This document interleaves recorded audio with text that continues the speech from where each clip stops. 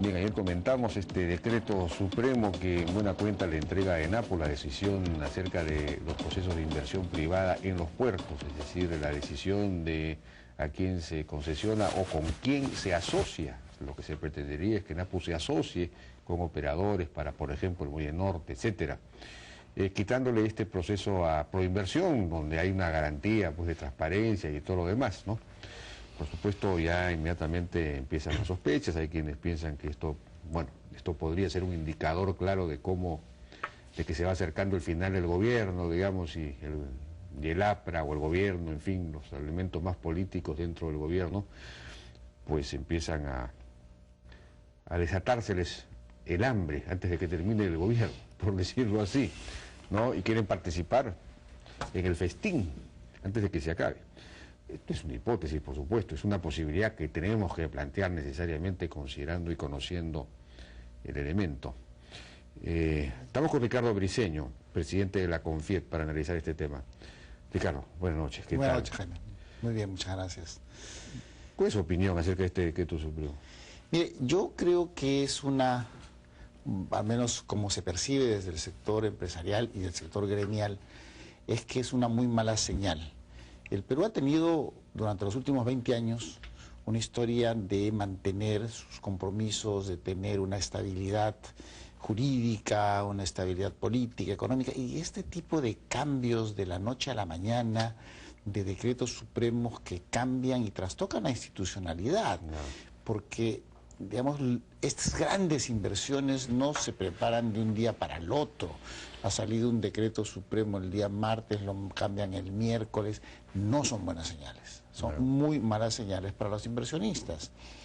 Y por otro lado, hay iniciativas privadas en curso, o sea, no es un tema que se inicie hoy, es un tema ya iniciado a través de Proinversión, se deshace lo que viene avanzándose, se desconoce a Proinversión, se le desconoce a la Autoridad Portuaria Nacional y se incluye a ENAPU como si al incluir a ENAPU se le diese mayor valor al proceso, es decir, el factor de la cosa bonita es que hoy día obligatoriamente cualquier inversionista que quiera operar en Muelle Norte va a tenerlo que hacer como ENAPU, como socio, es decir, ENAPU es el valor agregado que le está dando el gobierno y esa no es necesariamente, y estoy casi seguro, la percepción de la mayoría de los postores que tendrían intención de operar el puerto del Callao. No, más que es un lastre. Claro, sí, pues. Entonces, no se entiende bien cuáles son los criterios técnicos, cuáles son los criterios empresariales, cuáles son los criterios económicos que le van a dar mayor valor al puerto del Callao, que le van a dar mayor eficiencia, menores costos para los usuarios, incluyendo a ENAPU como socio estratégico. No entiendo cuál es la estrategia de ENAPU. Y yo quiero decirle algo, yo conozco ENAPU, pero yo he sido director de ENAPU. Ajá. Yo he sido director de la Empresa Nacional de Puertos durante 10 meses y yo le aseguro que a no ser que se produzcan unos cambios radicales en la organización, funciones, metodología de ENAPU, ENAPU es un operador que no está a la altura ni camina con los mecanismos de la empresa privada. Yo no entiendo cómo va a ser un socio que va a apoyar, mejorar a una empresa que esperemos sea una empresa nacional de primer orden, porque eso es lo que queremos los peruanos, claro. Que el operador no sea uno de quinta, sino uno de primera categoría, uno de los 5 primeros operadores portuarios. ¿Qué hace con ENAPU de socio? Sí, pues. Entonces, y esa es la condición. ¿Cuál es el nivel de eficiencia, por ejemplo, de ENAPU? ¿Qué cosa ha podido ver usted? A ver, yo le voy a contar. Cuando yo entré a ENAPU, me enteré que había que comprar unos generadores para el puerto de Pisco. Esto fue justo después del terremoto. Entonces yo pensé que había que comprar un generador de emergencia. Y resulta que no era así. Me enteré que el puerto de San Martín, el puerto de Pisco, es un puerto que no tiene energía eléctrica conectado al sistema nacional. Funciona con grupos electrógenos, es decir, cada vez que llega un barco hay que prender un motor para que funcionen los equipos. Entonces, dije, me pareció raro porque yo había ido por allí y he visto los postes de luz plantados a lo largo de Paracas, ¿no? Que se van hasta... Entonces pregunté, ¿por qué no están energizados? Y les cuento, porque esta es una historia muy interesante que yo la he vivido. Hace más o menos 7 u 8 años se decidió hacer la línea de tensión para energizar el puerto. Se obtuvo algo que es increíble, el permiso del INC, que no habían restos arqueológicos, que eso es como conseguir pues ya el permiso de la reina de Inglaterra, ¿no? Se pusieron los postes, pero había que hacer el estudio de impacto ambiental, una cosa muy simple, que demoró la licitación para contratar, la contratista demoró 1 año, para ver quién hacía el estudio de impacto ambiental de la línea de alta tensión entre Pisco y el puerto de San Martín. Al año, la empresa entregó su estudio. Y ahí se pusieron a pensar a quién se lo entregamos, a la Dirección de la Dirección General de Medio Ambiente del Ministerio de Energía y Minas, porque es una línea de alta tensión, o a la Dirección General del Ministerio de Transportes y Comunicaciones, donde pertenece NAPU. Se pasaron meses, consultaron a medio mundo. No, el estudio. El estudio. No, el estudio, para que lo revisen. Entonces, después de 6 meses lo entregaron al MTC. Y la Dirección de Asuntos Ambientales del Ministerio de Transportes y Comunicaciones hizo algunas observaciones. Entonces regresó meses después y tenían que levantar las observaciones la empresa que había contratado en NAPU para que haga el estudio. Pues esa empresa había quebrado. Entonces, como la empresa había quebrado, no podían hacerlo. Y Jaime, esa historia tiene 8 años. El puerto de Pisco no tiene energía. Y NAPU no tenía la capacidad de hacer un estudio de impacto ambiental para llevar energía al puerto de Pisco. No pueden haber enchufes para los contenedores. Mire, el 15 de septiembre del año 2007, con el terremoto, se rompió la losa del puerto de Pisco.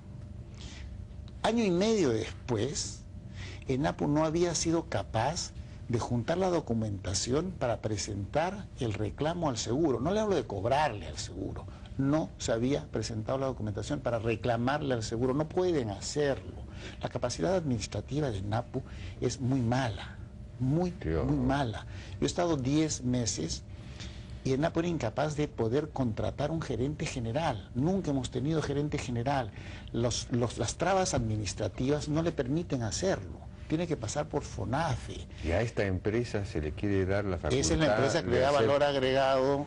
No, y hacer el proceso de invitación a la inversión privada. Yo me imagino que van a tener que hacer nunca una reingeniería tal, pero es imposible. Mire, y para contarle nada más, o sea, yo he visto licitaciones, por ejemplo, y en esto del puerto de Pisco, regreso, donde están estos grupos electrógenos, se compra el petróleo para todo el año.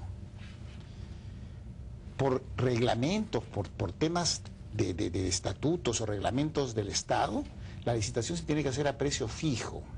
Es decir, uno compra petróleo que le van a entregar todo el año y el que gana es el que pone el menor precio. ¿Usted cree que alguien puede respetar un precio fijo de petróleo? No se puede hacer una licitación con precio variable. O sea, están atados por todo lado. La Contraloría, los organismos de control interno, los sindicatos tienen amarrado a ENAPU. En ENAPU se tiene que pesar todos los contenedores, así vengan con televisores de 50 pulgadas, hay que pesarlos necesariamente 2 veces, porque esa es una operación que está obligado a hacer ENAPU, porque solamente la pueden hacer los trabajadores de ENAPU. Entonces, y amarrar el barco también. Entonces, hay ciertas cosas que solamente las puede hacer el trabajador de ENAPU y no todos los estibadores que están en el puerto. ¿Para qué? Para que en el momento que hay una huelga se interrumpa totalmente la operación en ENAPU. Entonces, la verdad es que yo creo que no hay forma de que un empresario le dé mayor valor a la asociación con ENAPU que a manejar el puerto sin ENAPU. Creo que lo ideal es que hayan 2 operadores, probablemente lo ideal, de primera clase, que compitan entre ellos, porque al fin y al cabo, ¿qué es lo que se requiere? Y creo que soñamos todos los peruanos, que es lo que hablan todos los políticos. Queremos del Callao el puerto más importante de la costa del Pacífico, el hub para irnos al Asia, sacarle provecho a nuestros tratados de libre comercio, que los productores peruanos tengamos un puerto eficiente, barato, rápido. Hay una brecha de infraestructura enorme y el puerto del Callao es probablemente el principal punto. El Callao tiene que privatizarse bien y rápido. Y lo que se está haciendo con idas y vueltas no es precisamente bien y rápido. No use la palabra privatización porque... Concesión. Por la que es una concesión además temporal, o sea que no ni siquiera es... No, una y el Estado puede claro. guardar su participación, el control, pero puede tener inclusive participación accionaria, claro. Puede tener un representante en el directorio, pero no una empresa que no tiene... Claro. La calidad ¿Y a técnica. qué se debería, a su juicio, para ir terminando, porque nos ha ganado el tiempo, esta sorpresiva, este golpe de Estado? La verdad es que nos ha sorprendido a todos. Ahora, el ministro Cornejo hace unas semanas se molestó cuando dijimos que él dijo que iba a consultar con los partidos políticos. No sé pues si este sea resultado de estas consultas, consultado. Porque la verdad es que la medida de técnica tiene poco y de política tiene mucho. Bien, muchísimas gracias Ricardo Briceño por su participación en La Hora N.